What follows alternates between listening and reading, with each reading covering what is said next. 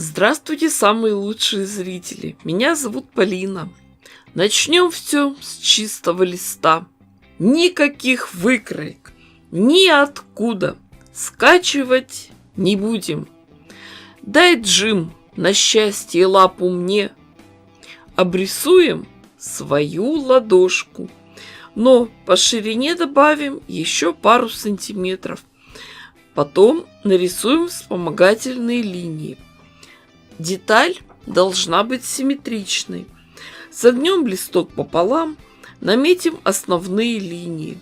Все делаю примерно на глазок, а после этого вырежем выкройку. Из подходящей ткани выкроем детали. Шить будем сразу 2 прихватки, но количество деталей указываю для одной. Самой большой детали нам надо 2 штуки. Одна из ткани верха, другая внутренняя. Готовим выкройку дальше. Отрежем лишнее. А вот этой детали надо уже 2. Внешняя и внутренняя. Выкройку еще раз режем. Нам нужна внутренняя цветная вставка. Их делаем 2 штуки. И еще нужны детали из утеплителя. Я взяла хлопковый ватин. Он продается в магазинах тканей под названием холстопрошивное полотно. Но я заказывала в интернет-магазине. Еще самый доступный вариант в ближайшем супермаркете продается под названием хлопковая тряпка для пола. Но это самый дорогой вариант. Этот ватин очень сильно садится и деформируется, поэтому перед раскроем его надо обязательно замочить в горячей воде, отжать не выкручивая, аккуратно расправить и высушить. Из него нам надо 2 детали. С цветными вставками сделаем следующее.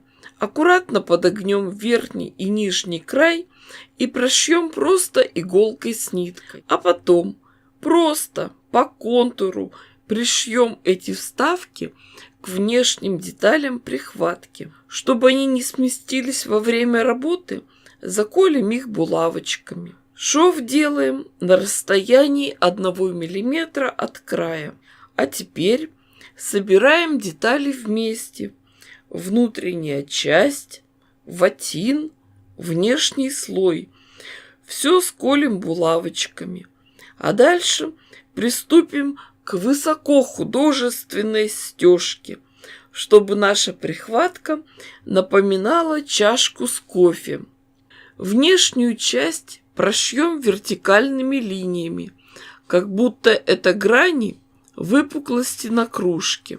Другую часть готовим также, только здесь сделаем немного другой рисунок. Верхняя часть полукруглыми линиями, нижняя вертикальными швами. Теперь обработаем верхние срезы косой бейкой. Никаких особенностей здесь нет, просто шьем на машинке. И, конечно, помним про петельку.